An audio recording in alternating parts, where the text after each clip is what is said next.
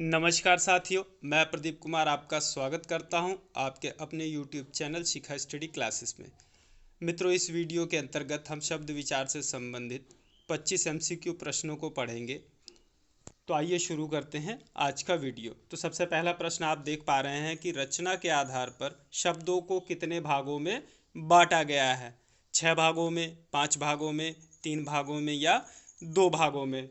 तो यहाँ पर उत्तर जो है इसका सी वाला सही होगा कि रचना के आधार पर शब्दों को 3 भागों में बांटा गया है। इसके पश्चात आते हैं अगले प्रश्न की तरफ। अगला प्रश्न है आपका, पावरोटी कैसा शब्द है? देशज, विदेशज, तत्सम या संकर शब्द। तो यहाँ पर मित्रों आपका ऑप्शन नंबर डी सही होगा, क्योंकि पावरोटी शब्द 2 भाषाओं से मिलकर बना हुआ शब्द है, इसलिए यह संकर शब्द की श्रेणी में आता है। आते हैं इसके पश्चात अगले प्रश्न पर। अविकारी शब्द को चुनिए। अब इनमें से आपको अविकारी शब्द चुनना है। संज्ञा, सर्वनाम, क्रिया तथा क्रिया विशेषण।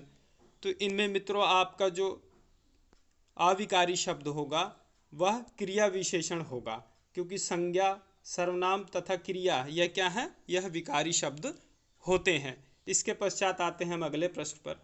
फारसी शब्द है कॉलेज, कर्ज, सरकार, किस्मत। तो यहाँ पर मित्रों कॉलेज शब्द जो है आपका यह अंग्रेजी शब्द है, कर्ज यह आपका अरबी शब्द है और किस्मत भी अरबी शब्द है। तो इस आधार पर आपका सरकार शब्द जो है वह फारसी शब्द है, अर्थात उत्तर आपका सी वाला सही होगा। इसके पश्चात अगले प्रश्न पर आते हैं। जैसा कि आप देख पा रहे हैं, सही जोड़ा बनाइए। एक तरफ लिखा गया है शब्द के प्रकार और सामने वह शब्द लिखा गया है। तो यहाँ रूढ़ शब्द, तो रूढ़ शब्द कौन सा होगा मित्रों? रूढ़ शब्द यहाँ पर आपका होगा हाथी। तो पहले वाले का आपका चौथा ऑप्शन सही है। उसके पश्चात आप देख सकते हैं तद्भव शब्द कौन सा है। तो इसमें तद्भव शब्द जो है आपका ये हो जाएगा तीसरा ऑप्शन, नया शब्द, क्योंकि तत्सम रूप इसका नव होता है। और बचता है यौगिक शब्द। तो यौगिक शब्द आपका इसमें है कौन सा? रामायण, राम धन अयन। और इसके पश्चात आपका बच गया चौथा अरबी शब्द। तो वह अरबी शब्द आपका क्या है? किताब है। इस हिसाब से आपका देखते हैं कौन सा ऑप्शन सही होगा, पहले का चौथा, अर्थात यहाँ पर आपका यह डी वाला ऑप्शन जो है वह सही होगा। आते हैं अगले प्रश्न की तरफ। निम्न में से कौन रचना की दृष्टि से शब्दों का भेद नहीं है? मित्रों यहाँ रचना की दृष्टि से आपको शब्द का भेदों को पहचानना और जो नहीं है वह छांटना है। तो रूढ़, तत्सम, यौगिक या योग रूढ़। तो इसमें मित्रों आपका रूढ़, यौगिक तथा योग रूढ़ शब्द क्या है? यह रचना के आधार पर शब्दों के भेद हैं, किंतु तत्सम शब्द जो है वह रचना के आधार पर शब्द का भेद नहीं है, बल्कि यह उत्पत्ति के आधार पर शब्द का भेद है। इसके पश्चात अगला प्रश्न आप देखिए, पुष्प का तद्भव रूप क्या होगा? तो पुष्प का तद्भव रूप पंखुड़ी, पौधा, पुष्प या फूल। तो यहाँ पर मित्रों आपका चौथा ऑप्शन डी सही होगा, पुष्प का तद्भव रूप फूल होगा। इसके पश्चात अगले प्रश्न पर आते हैं। अनुकरण शब्द है तत्सम, तद्भव, देशज, विदेशज। तो अनुकरण शब्द जो है आपका यह एक तत्सम शब्द है। इसके पश्चात अगले प्रश्न पर आते हैं। पुंज किस संज्ञा का उदाहरण है? जातिवाचक, द्रव्यवाचक, भाववाचक तथा समूहवाचक। तो इनमें मित्रों पुंज का अर्थ होता है गुच्छा, झुंड। तो यह किसको प्रदर्शित कर रहा है? समूहवाचक संज्ञा को, अर्थात उत्तर यहाँ पर डी वाला सही होगा। इसके पश्चात आते हैं 10वें प्रश्न पर। यहाँ पर भी प्रश्न देख रहे हैं आप, सही जोड़ा बनाए। एक तरफ विकारी शब्द लिखे गए हैं और उन विकारी शब्दों के भाग या प्रकार सामने लिखे गए हैं, आपको इनका सही जोड़ा बनाना है। तो संज्ञा कितने प्रकार की होती हैं? तो संज्ञा आपकी होती है, संज्ञा आपकी आ जाएगी यहाँ पर 5 प्रकार की। उसके पश्चात क्रिया, तो क्रिया आपकी 2 प्रकार की होती है। सर्वनाम जो है यह 6 प्रकार के होते हैं और विशेषण शब्द जो है वह 4 प्रकार के होते हैं।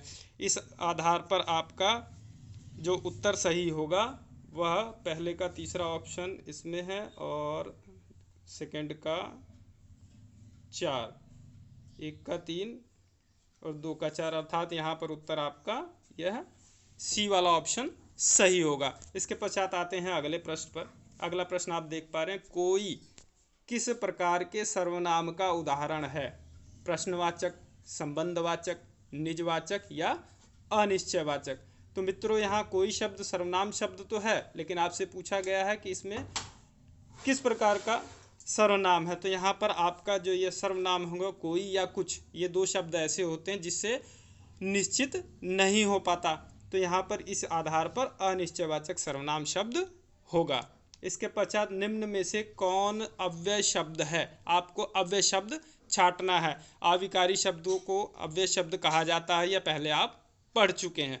तो इनमें अव्यय शब्द कौन सा है? रमेश, अग्नि और क्या। तो यहाँ पर मित्रों आप देख पा रहे हैं, रमेश जो है यह एक व्यक्तिवाचक संज्ञा का उदाहरण है, अग्नि जो है तत्सम शब्द है, और क्या शब्द क्या है? सर्वनाम शब्द है। तो यहाँ पर आपका उत्तर सी वाला सही होगा। और शब्द जो है समुच्चय बोधक अव्यय का उदाहरण है। इसके पश्चात 13वां प्रश्न है आपका, रुकावट किस प्रकार की संज्ञा है? व्यक्तिवाचक, जातिवाचक, समूहवाचक या भाववाचक। तो इसका ऑप्शन मित्रों आपका डी वाला सही होगा। रुकावट शब्द जो है एक भाववाचक संज्ञा है। इसके पश्चात आते हैं अगले प्रश्न पर, दुष्ट आदमी में किस प्रकार का विशेषण है? सार्वनामिक, परिमाणवाचक, निजवाचक या गुणवाचक।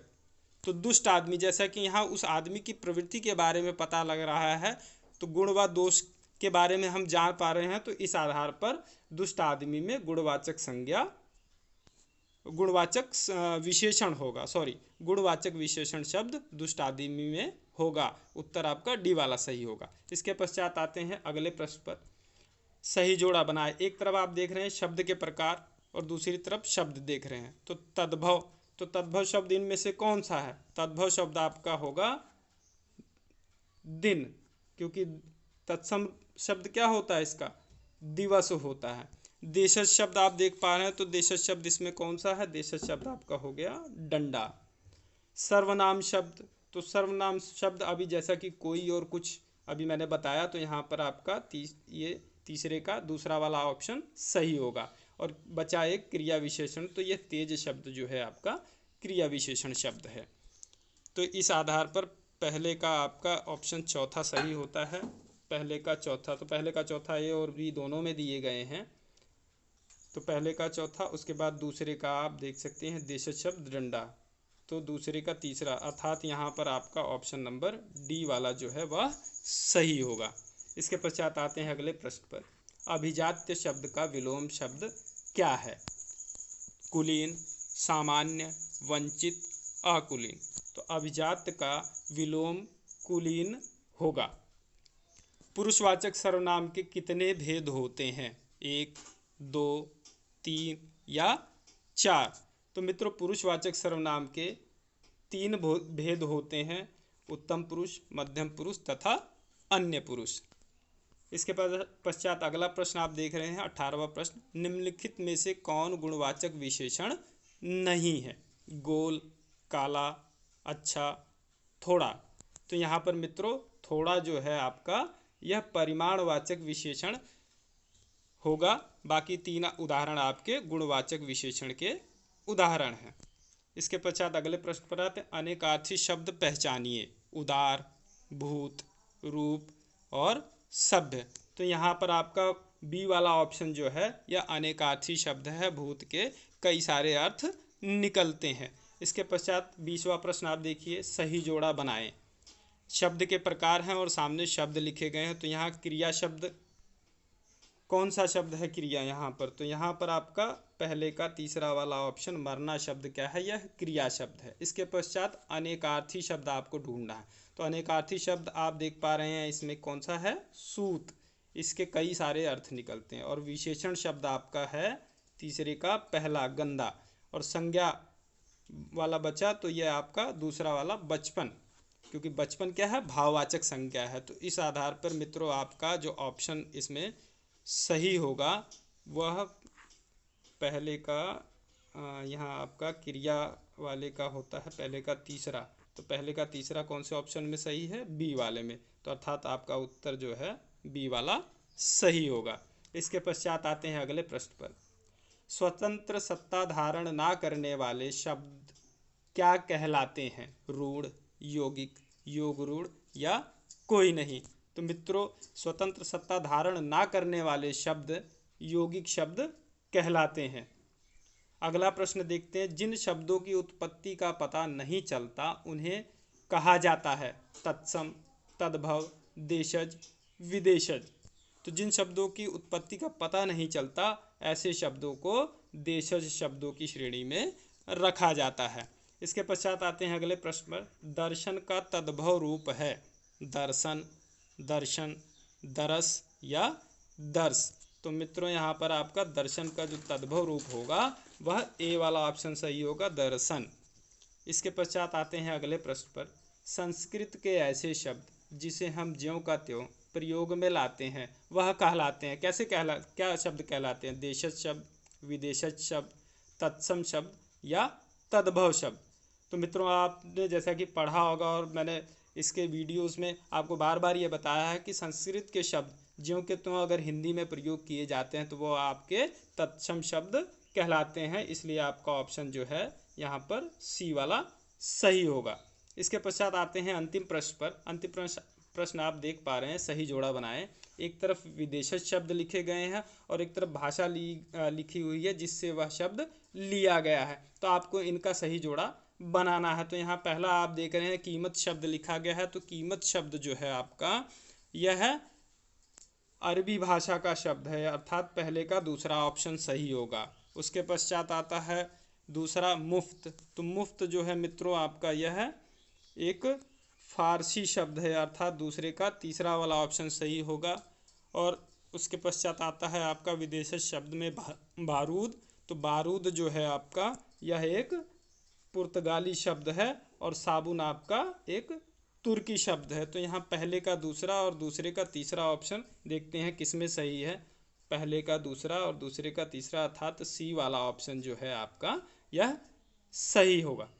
तो मित्रों, अगर आपको यह वीडियो पसंद आया हो तो लाइक करें, शेयर करें तथा कमेंट करें और बेल आइकन का बटन ज़रूर प्रेस कर लें ताकि आपको सभी वीडियोस का नोटिफिकेशन समय से प्राप्त होता रहे। धन्यवाद।